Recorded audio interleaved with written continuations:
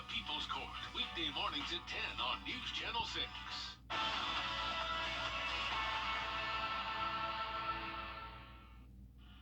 Good morning and happy Independence Day weekend. Some great news for your forecast for this weekend, especially on 4th of July. Details on your forecast coming up next. Now on Good Morning Augusta, South Carolina, law enforcement cracking down on aggressive driving this busy weekend. Details as your number one source for local weekend morning news starts right now.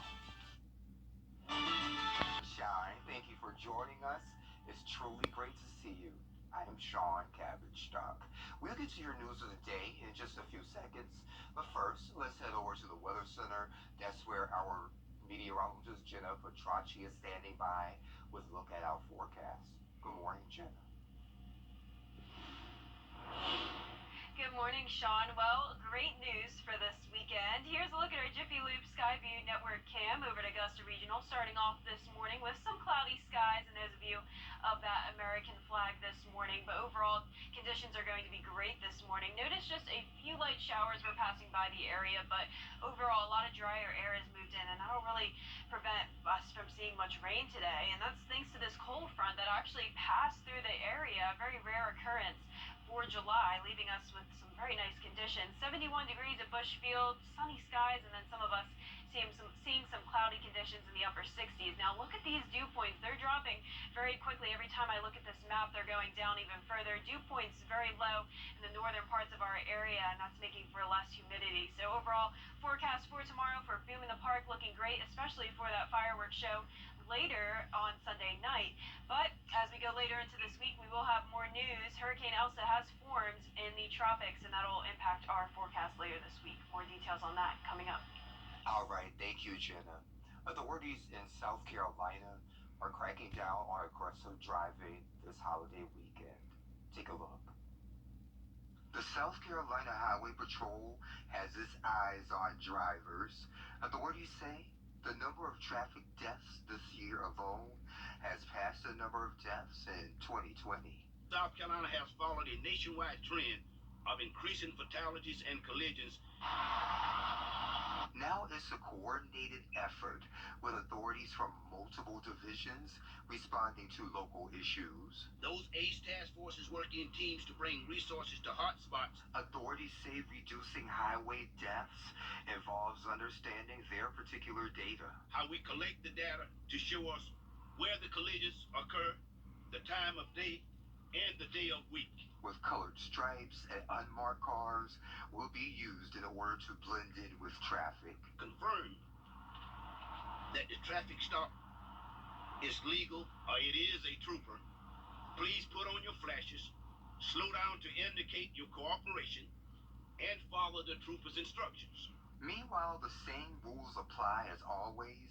Don't drive too fast for conditions, and don't drink and drive.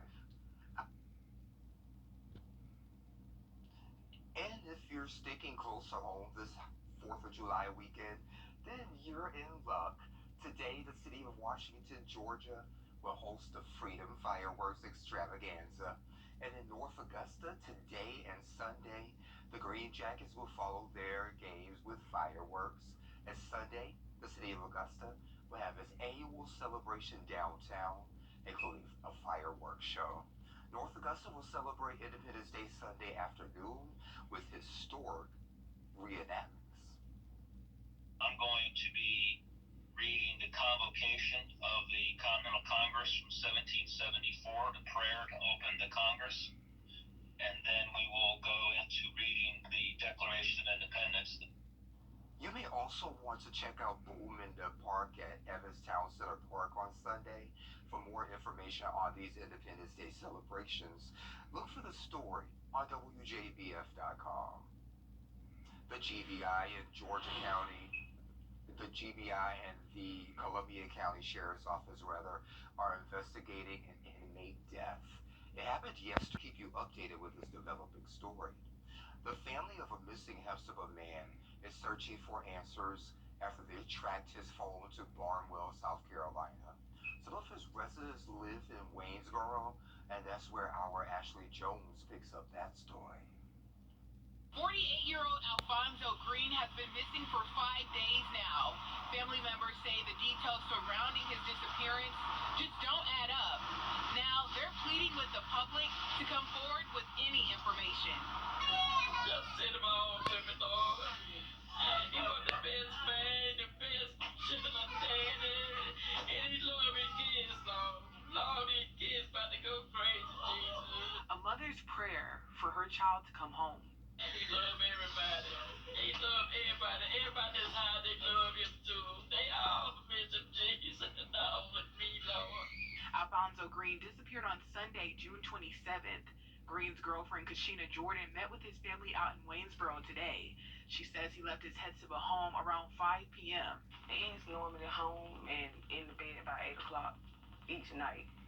And after a certain time on Sunday evening when I didn't hear from him or he wasn't home, I felt like something wasn't right. So I reached out to his mom to see if she heard from him. But no one had seen or heard from Green. He missed work the next day, a no-call, no-show.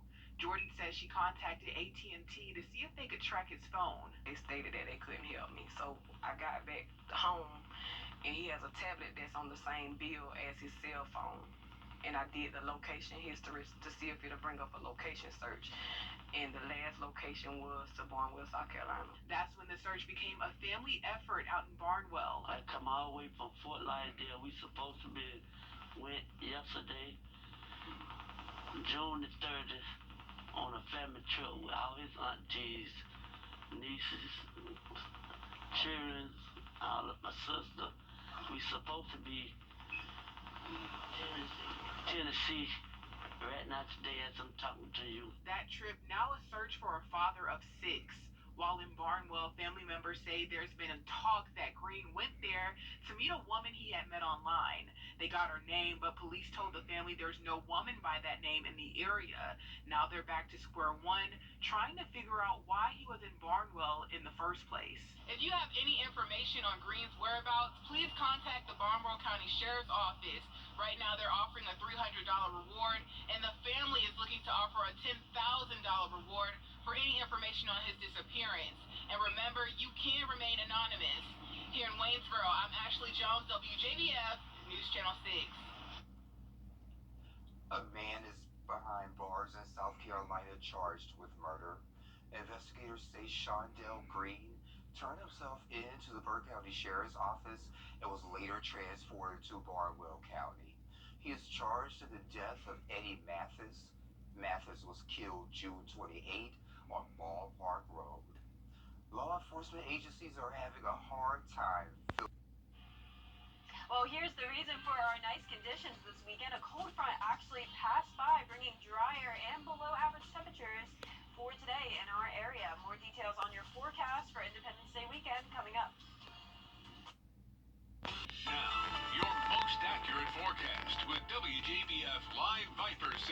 Happy Independence Day weekend, everyone. We're starting off with a great start to this weekend. Here's a look at our Jiffy Lube Skyview Network cam at the Augusta Marriott. Pretty nice sunrise this morning despite the cloudy conditions. 71 degrees as the temperature, and notice only feeling like 72.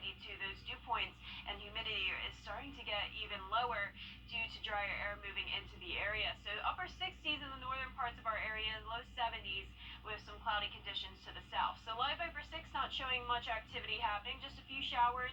Very light showers are passing by the Waynesboro area earlier this morning, but that's about it.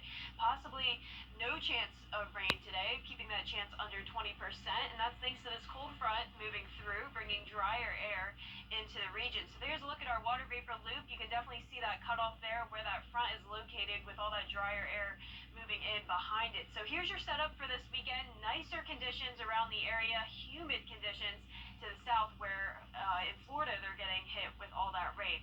Now speaking of Florida, they need to keep an eye on Hurricane Elsa. This is now a hurricane, but a weak one with wind speeds at 75 miles per hour as the storm starts to weaken as it encounters some drier air and some wind shear. And it'll also start to move over Hispaniola where it encounters some rough terrain, those mountain ranges definitely will weaken this system. It's expected to weaken to a tropical storm, but then strengthen again as it goes back over those warm waters, posing some hurricane threats to Florida and going to bring us some issues as well. It's forecasted to still be a tropical storm by Thursday as it moves over our area. So here's a look at the spaghetti model plots for this system.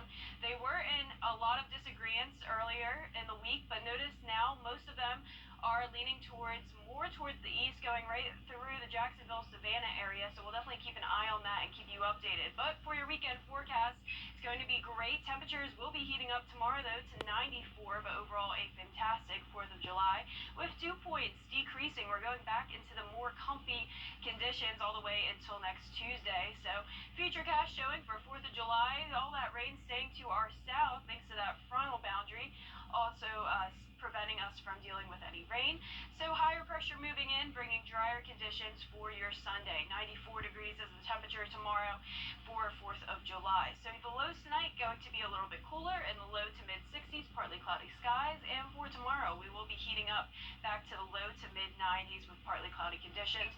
For the next 10 days, we have a good next few days, and then those rain chances pick up as we start to track Hurricane Elsa, and rain chances will continue all the way through the next week as well as we have more tropical moisture move into the area. Back to you, Sean.